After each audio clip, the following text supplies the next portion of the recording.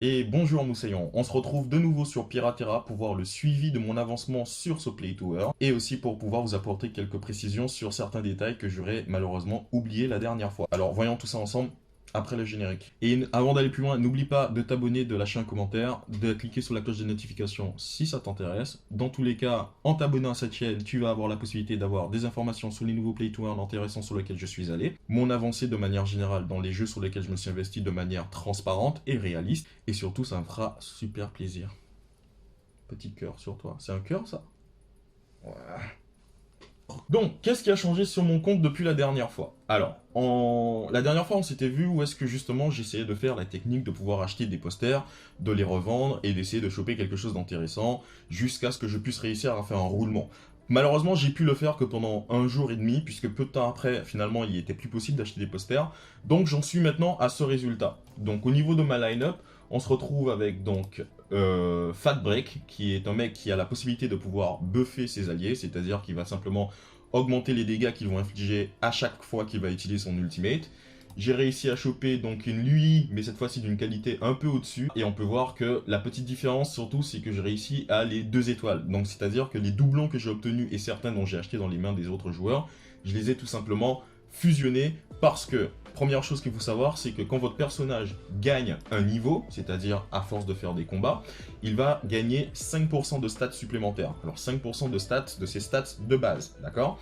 Par contre, lorsque vous prenez deux personnages identiques et que vous les fusionnez, pour en donner qu'un seul, deux choses vont se passer. La première, c'est qu'il va gagner 30% de stats en plus, mais en plus de cela, le personnage avec lequel on va fusionner, donc il y a un personnage principal et l'autre c'est une sorte de food, ils vont partager leur EF. Alors le système de EF, c'est ce que vous voyez juste là. Le système de EF, c'est donc ce que vous voyez juste ici. On peut voir que ma Herminia, il lui reste 1106 EF. Lorsque j'ai obtenu le personnage, elle en avait 1200. D'ailleurs, tous les personnages de base en ont 1200. J'ai déjà utilisé donc 94 points de EF, c'est-à-dire que j'ai fait 94 games avec le personnage, et une fois qu'elle aura atteint les 0, une fois qu'elle aura atteint 0 de EF, je pourrai toujours l'utiliser, mais la contrepartie, c'est qu'elle ne me rapportera plus de points, c'est-à-dire des berries à chaque combat. C'est important de garder ça en tête, puisque finalement, c'est comme si c'est une jauge de péremption. Cependant, si vous avez un personnage qui a 0 de EF, et que vous le fusionnez avec un autre personnage, par exemple, qui en a, on va dire, 1000, si j'ai bien compris ce qui va se passer, c'est qu'il va y avoir donc une moyenne entre les deux, entre la somme des deux EF qui vont s'appliquer au nouveau personnage. Donc, si mon personnage de base a 0 EF et que je le fusionne avec un personnage qui en a 1000, le personnage de fin se retrouvera avec 500. Donc techniquement, si on a un personnage qui est haut niveau, de très bonne qualité, mais qui a plus de EF, lors des fusions qu'on va faire, celui-ci va indirectement gagner un peu d'essence, si on peut dire. Comme je l'avais précisé, on peut avoir qu'un maximum de 5 personnages. En l'occurrence, là, j'en ai 3 et je suis sur le point d'acheter mon 4e. Cependant, pour pouvoir acheter un emplacement de personnage, il faut payer des berries. Les berries, c'est ce que vous voyez tout en haut à gauche ici. À chaque fois que vous faites un combat, vous récupérez des berries en fonction de plusieurs critères, notamment la difficulté du match, en fonction du niveau global de vos personnages, en fonction de leur qualité, en fonction de leur niveau d'étoile, c'est-à-dire les fusions que vous avez faites, et aussi en fonction de leur rareté. C'est pour ça d'un joueur à l'autre, on peut avoir un joueur avec 5 personnages qui fait 200 berries par match, et avoir une autre personne qui, avec 5 personnages, peut en faire 800, 900. Grosso modo, plus vous êtes fort ou plus vous avez un très bon compte, plus vous êtes rentable. Donc, comme pour la dernière vidéo, on ne peut toujours pas acheter de posters, c'est-à-dire qu'ils sont toujours sold out, puisque les développeurs préfèrent donner la priorité aux personnages aux personnes qui ont investi lors de la pré-sale. Et si vous voulez pouvoir commencer à jouer au jeu actuellement, votre seule chance finalement est de passer directement par la marketplace. Alors pour la marketplace, c'est très simple. Vous avez donc tout en bas à gauche la possibilité de choisir la rareté du personnage que vous voulez obtenir. Chaque rareté est spécifique à un type de personnage bien particulier. Vous pouvez les trier par type, sachant que chaque type de personnage a des effets qui lui sont attribués. Par exemple, les personnages de type Wild, comme Tad et il me semble aussi la healeuse de base, partagent tous les deux en fait le même passif qui est ici, qui s'appelle donc le Wild. L'effet du Wild, c'est tout simplement que lorsque vous avez deux personnages avec le Wild, une partie des dégâts qu'ils vont infliger en fait leur est restituée sous forme de points de vie. Cependant, il est important de pouvoir réussir à créer une équipe équilibrée. Il y a deux facteurs pour créer une équipe équilibrée. C'est un, d'avoir des personnages qui partagent donc des passifs et des attraits similaires, et aussi avoir un line-up cohérent. Donc par exemple ici, je suis clairement le pire des exemples, hein, puisque en termes de line-up, ce qui serait intéressant serait en front lane, donc la ligne de front, d'avoir des personnages défensifs, donc comme des tanks. En deuxième ligne, d'avoir les personnages DPS, notamment ceux qui pourraient attaquer à distance. Et en dernière ligne, les supports. Évidemment, en fonction du budget de chacun et de la chance de chacun aussi au niveau des posters, on ne peut pas forcément avoir l'équipe qu'on veut. En tout cas, pas tout au début, mais plus on va avancer dans le jeu, plus le marketplace va se développer et plus ça sera facile finalement de pouvoir shape approximativement l'équipe et la stratégie qu'on va appliquer. D'utiliser Fatbricks et d'utiliser Gandalf. Je vais vous expliquer tout à l'heure comment fonctionne la synergie entre les deux. Cependant, pour pouvoir rajouter Gandalf à mon équipe, il me faut pouvoir ouvrir un slot. Et on voit ici que ça me demande 8000 berries. Actuellement, j'en ai, je crois, 7000. Voilà, 7400. Donc, qu'est-ce que je fais dans ce genre de cas? Si j'ai encore des piras, je peux tout simplement acheter des piras supplémentaires pour pouvoir, hop, acheter des berries supplémentaires pour pouvoir avoir le nombre de berries minimum requis pour pouvoir finalement débloquer le slot supplémentaire, rajouter mon personnage, avoir une équipe plus puissante, aller plus loin et générer plus de berries. Donc là, si on revient sur le jeu, on voit que je suis à 7475 berries. Il m'en faut 8000. Bah, c'est simple, on va faire une petite soustraction. On va faire 8000 moins 7475. Ça fait 525 berries qu'il me manque. Donc on va aller ici, on va taper 525 berries. Et on voit que pour 525 berries, il me faut donc 58 piras. Donc ce qu'on va faire, c'est qu'on va arrondir 58 piras à 59 piras. On va faire deposit. Donc ça va piocher dans les piras que j'ai déjà en stock. Je peux poser Gandalf. Maintenant, quelle va être la stratégie? Alors, Gandalf, pour le coup, il est génial, puisqu'il y a une très bonne synergie entre Fatbricks et Gandalf. En soi, je l'appelle Gandalf, mais il s'appelle Galdalf, hein, mais on l'appelle Gandalf. Bon, bref. Alors, Gandalf, en fait, au début du combat, ce qu'il va faire, c'est qu'il va donc buffer le personnage allié qui est juste en face de lui, en lui donnant 10 de furie. D'accord? Et en plus de ça, il va augmenter sa vitesse d'action de 50% et lui donner l'effet Excited. L'effet Excited, c'est l'effet que Fatbrick de base donne à toute l'équipe, c'est-à-dire qu'il augmente les dégâts approximatifs de tout le monde. Alors le chiffre n'est pas connu, mais en gros, il augmente à peu près de 10 de damage à chaque fois qu'il va utiliser son ultimate. Cependant, Fatbrick, lui, comme on peut le voir, il commence de base dans le jeu, il commence avec 30 de furie. De base, lorsqu'il vient de commencer le jeu, il commence avec 32 furie. Si je mets Gandalf derrière lui qui va lui en donner 10, ça veut dire que dès le premier tour, il pourra faire son ultimate et buffer tout le reste de l'équipe. Mais en plus de cela, Gandalf va lui donner donc le speed up de 50%, parce que j'ai envie de dire que la vitesse d'action de Fatbrick n'est pas très haute, en fait elle est seulement à 59. Si on compare par exemple avec Herminia, on voit à 102. Elle a la possibilité d'attaquer quasiment 2 fois avant que lui il puisse jouer. Donc du coup, si tout se passe bien, Gandalf, lui, dès qu'il arrive, il buff Fatbricks. Fatbricks, dès qu'il est buffé, il attaque en premier, il fait son ulti, il buff tout le monde. Et du coup, ça veut dire que les premiers dégâts qui vont sortir de ma Hermia vont être déjà augmentés par le buff. Donc on va essayer de mettre tout ça en application. Donc l'idéal en fait, c'est que hop, Gandalf et Fatbrick soient toujours l'un derrière l'autre. Hein. Ils seront comme cul et chaise. Et pour le coup, comme je n'ai pas de personnage défensif, bah je vais tout simplement systématiquement utiliser en frontline le personnage que j'ai qui est le plus résistant. En soi, on peut voir que ma Liui, elle a 489 points de vie et 15 d'armure et 15 de bouclier.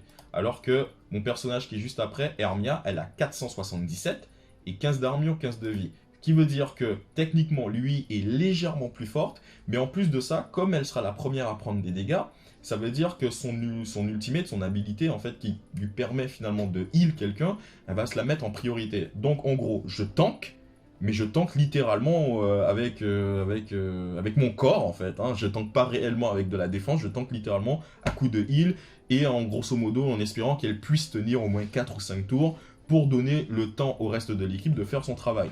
Et avant d'aller plus loin, n'oublie pas de t'abonner, de lâcher un commentaire, de cliquer sur la cloche de notification si ça t'intéresse. Dans tous les cas, en t'abonnant à cette chaîne, tu vas avoir la possibilité d'avoir des informations sur les nouveaux Play to Earn intéressants sur lesquels je suis allé, mon avancée de manière générale dans les jeux sur lesquels je me suis investi de manière transparente et réaliste, et surtout ça me fera super plaisir. Petit cœur sur toi. C'est un cœur ça? Voilà. Rocker. Et on se souvient juste d'une chose, c'est que j'ai donc maintenant que 6 berries. Donc on recommence quasiment au début, en espérant que maintenant avec cette nouvelle équipe, que je vais pouvoir générer plus de berries après chaque victoire et chaque combat. Donc on commence. Voilà, il est boosté, il ultimate. Ça s'est passé comme... Alors ça s'est passé très vite pour le coup, donc on va le revoir tout à l'heure dans le prochain match, mais ça s'est passé comme prévu en fait. Gadalf en fait a boosté Fatbrick, Fatbrick a fait son ultimate, ce qui permet directement à mon équipe de commencer avec un bonus de dégâts qui va être cumulatif. Alors pour le coup ça représente à peu près 10 de dégâts à chaque fois. On va mettre en x3, elle se heal, elle encaisse, hein. Elle encaisse et là on lui met des petites baffes, boum boum, combat gagné. Difficulté, machin, donc ça nous fait 200 berries par victoire, approximativement, avec une difficulté de 15, donc difficulté c'est à peu près le niveau dans le PvE auquel on... J'ai oublié de préciser une chose en fait, c'est que je me retrouve aussi avec une synergie, c'est-à-dire, la voici, là, support, les alliés gagnent 10 de furie. Donc techniquement, le simple fait déjà d'avoir 2 mages plus Gandalf, ce mec là il commence avec plus de furie que ce qu'il lui faut. Hop, et normalement, 195.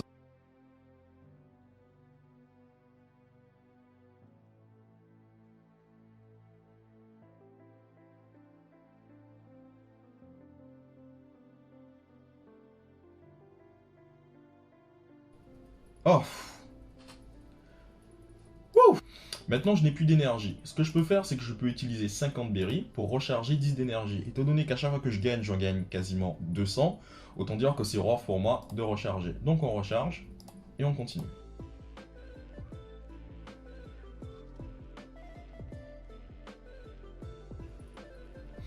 Littéralement, c'est du tanking par le sustain.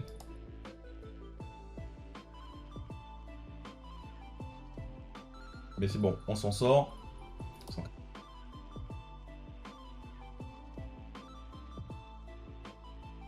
Oh, oh, parfait, parfait, tout le monde est resté en vie. Maintenant, on a de nouveau plus d'énergie, on est à 1500 berries.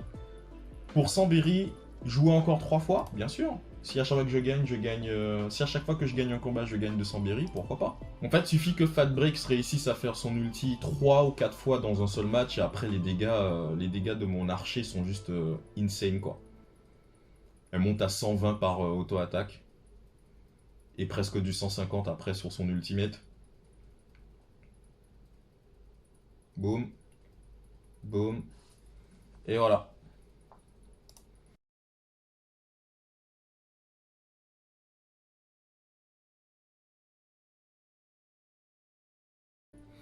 Et premier combat perdu. Premier combat perdu, finalement ça finit par arriver.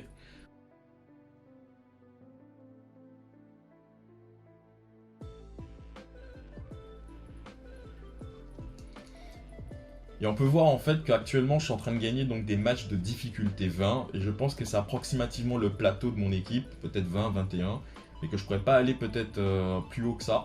En tout cas pas avec ça seulement comme personnage. Est-ce qu'on tente pour 200 Pyrrha? Alors pour que ça puisse être rentable, il va falloir que sur les 3 combats que je fasse, que je gagne 2 minimum. On essaye. Let's go. Si je gagne celui-là, je suis quand même rentable. Waouh, level 20 et 200. Level 20 et 200 de quality, quoi. On est littéralement sur un personnage parfait, quoi. Ok, ben on va le défoncer. Let's go. Ah ben non, on va pas le défoncer. Ah non, pas du tout. Ah, quoique. Ah, il encaisse, hein. Oh, c'est bon, on le tue. Boum. Difficulté 20, comme d'habitude. Hop.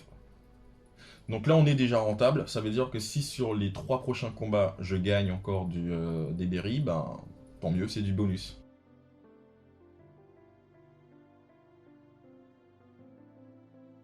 Ouh, c'est pas passé loin, hein. Difficulté 21.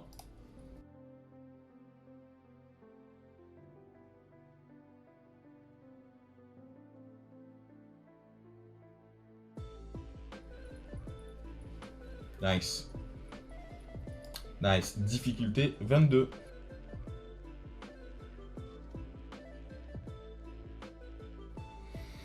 Et voilà.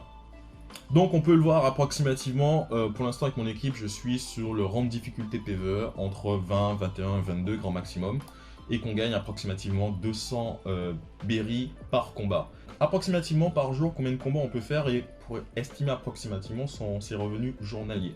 Donc dans une journée, il y a 24 heures, dans une journée, il y a 48 fois une demi-heure, et il faut 3 fois une demi-heure pour pouvoir faire un combat. Donc on fait 48 divisé par 3 est égal 16, c'est-à-dire que toutes les 24 heures, en moyenne, vous pouvez faire 16 combats. Ensuite, couplé à ces 16 combats, tous les jours vers minuit, vous avez la possibilité de pouvoir aussi reset, enfin de pouvoir payer quelques berries pour avoir quelques combats supplémentaires. Comme on a vu, 10, 100, 200 berries, et là on est à combien? Si je veux reset maintenant, 400. Donc, comme je peux reset 3 fois d'affilée, et qu'à chaque fois que je reset, je récupère 3 combats, ça veut dire qu'approximativement par jour, je fais donc 16 plus 9. Ceci est le nombre de combats que je peux faire par jour, c'est-à-dire 25 combats. Ces 25 combats me rapportent alors partons du principe, dans le meilleur des cas, me rapportent 200 berries à chaque fois. J'ai envie de dire que sur tous les combats que j'ai fait, j'en ai perdu qu'un seul en fait. Donc, ça fait 25 multiplié par 200 est égal 5000 berries. Donc, à ce rythme-là, pour débloquer le 5e slot, qui est à 18 000, ça peut me prendre 4 jours. On va dire 4 jours et demi. Je n'ai pas encore de personnage pour pouvoir mettre dans un 5e slot, donc je vais probablement pas le débloquer tout de suite, et je vais peut-être plutôt faire autre chose, c'est-à-dire aller sur la marketplace. Les 9000 berries qu'on peut voir ici qui sont loquées, en fait, lorsque vous jouez au jeu que vous gagnez des berries, si vous ne réutilisez pas ces berries, vous avez la possibilité de les redraw. Sauf que vous pouvez les redraw que au bout de 5 jours après leur acquisition. C'est-à-dire que les berries que j'ai eues lundi, je pourrais les récupérer qu'à partir de vendredi soir, et parce qu'il faut attendre simplement 5 jours entre le jour où je l'ai obtenu et le jour où je vais redraw. Donc, ça c'est la première chose à savoir. Donc, ensuite, la deuxième chose, c'est que le minimum est donc de 5000 berries. Donc, il n'y a pas d'histoire des gens qui viennent, qui jouent au jeu et qui tous les jours vont récupérer 1 ou 2 dollars en fait. Là, on va récupérer un petit peu plus. Et deuxième chose, le maximum qu'on peut récupérer en un jour d'un seul coup, c'est donc 100 000. Donc, comme on a vu en fait, pour moi, 9000 berries, pour avoir une idée approximativement de ce que ça représente, 9000 berries, c'est 900 piras, c'est-à-dire un petit peu moins qu'un parchemin de rang 1.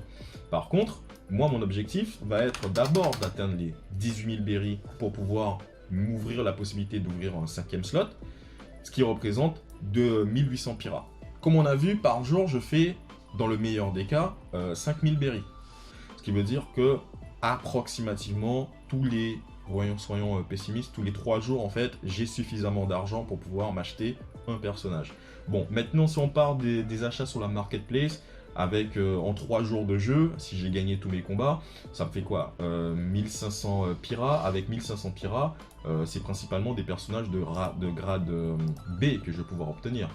Après, si on veut commencer à aller dans du grade A, les premiers prix commencent à 1009. Donc autant dire que pour avoir un grade A, ça va prendre encore un jour de plus, voire un jour et demi de plus.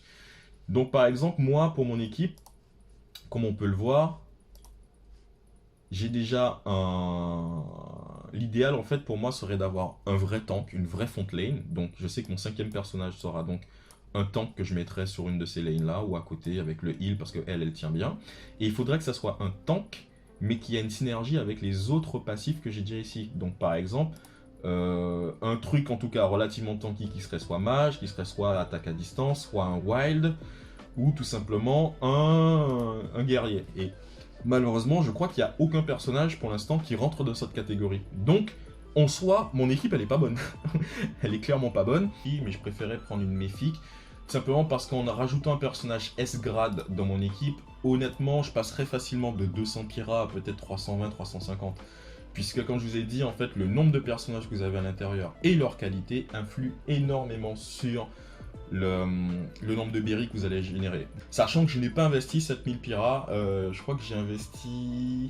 J'ai d'abord commencé à investir avec 2000 et ensuite j'ai rajouté encore 2000. Donc j'ai investi avec 4000 en fait pour avoir un peu plus de layout et pouvoir acheter d'autres personnages et faire des fusions.